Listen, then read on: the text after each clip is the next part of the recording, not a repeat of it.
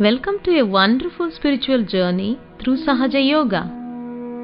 Today we are going to talk about the energy that exists within all of us and which is called as Kundalini. At the end of this program, we will have an opportunity to activate this energy and feel this unique experience. Here is a beautiful story coming from the depths of the ages.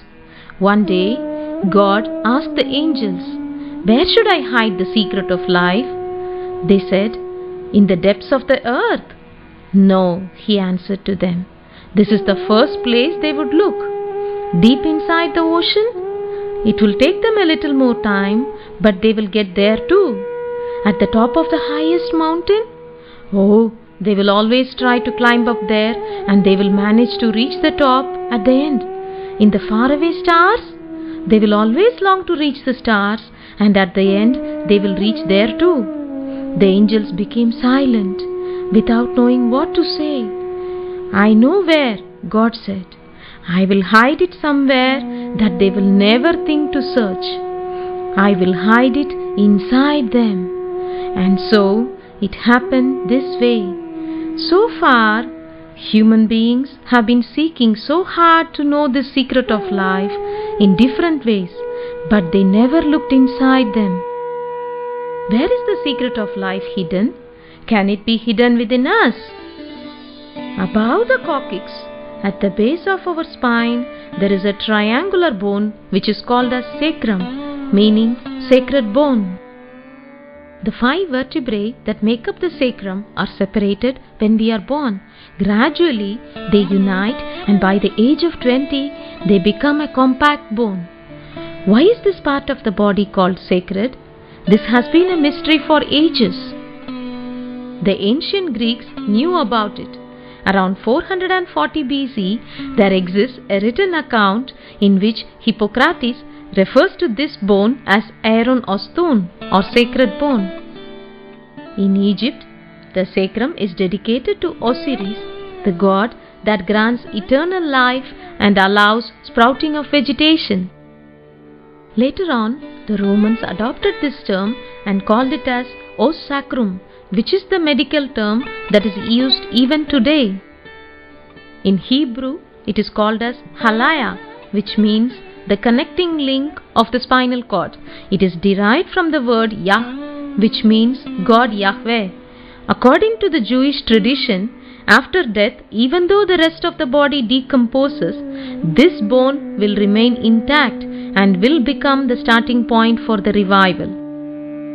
In the Bible, this bone is mentioned as the last bone of the body that decomposes, thus useful for the resurrection of human beings.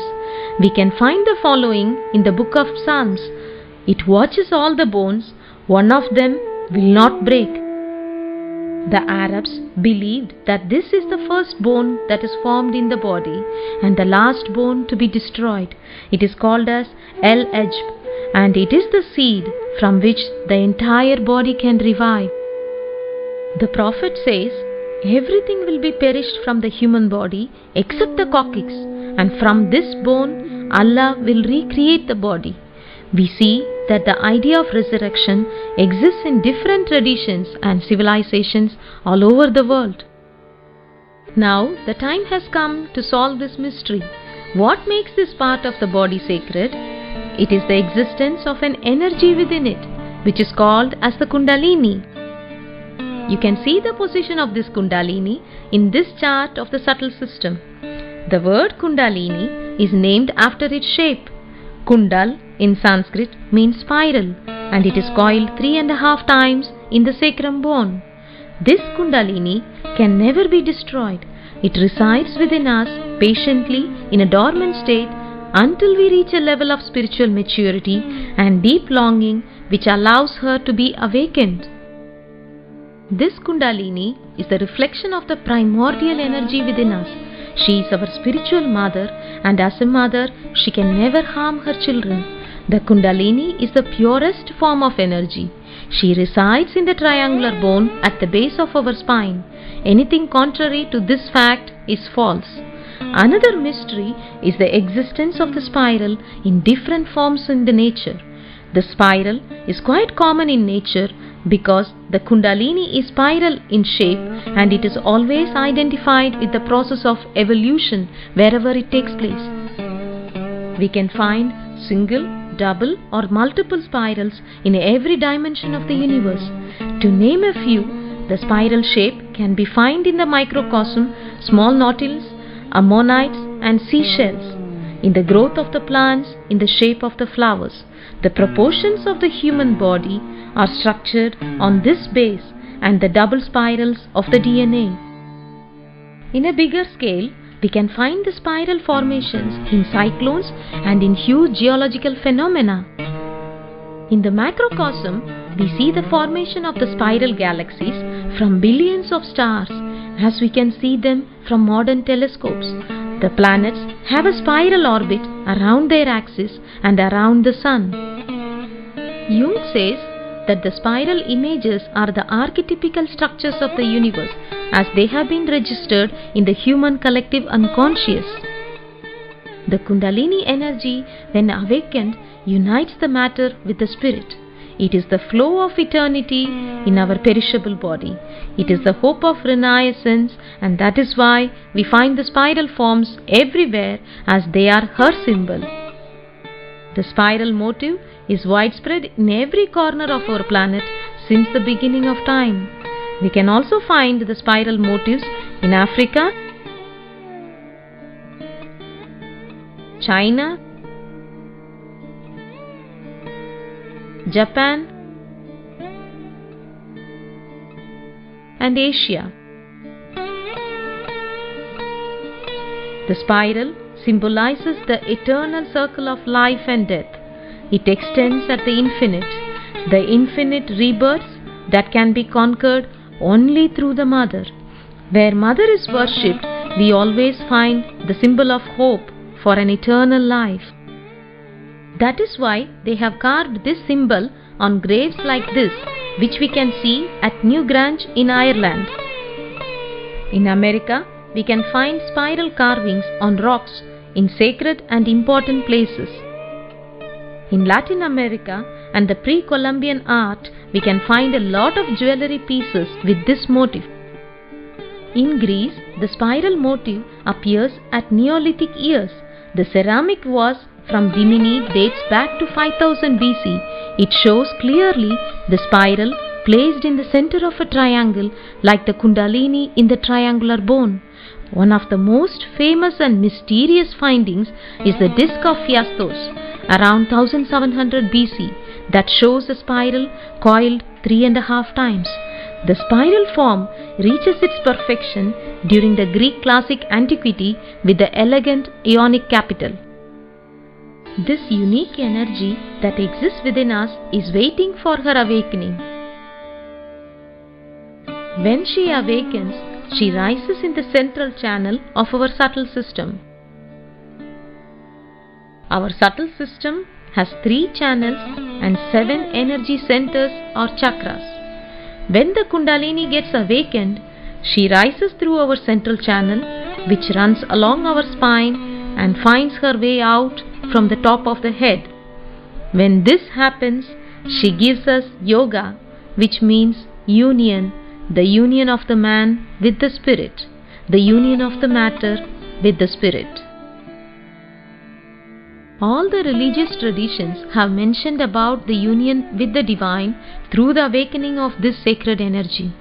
Once we achieve this union with the divine, it can be felt as a cool breeze on our palms, which is also called as vibrations. But nobody knew how to awaken this energy.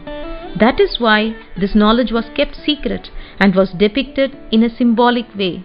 When the Kundalini is awakened, we can feel a cool breeze on our hands and on the top of the head, which is also called as cool vibrations.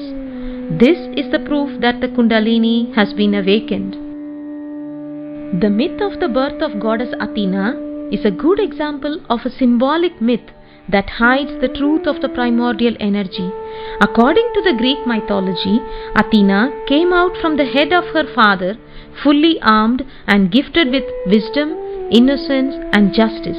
She gives to people all the good qualities and virtues. She guides and protects them.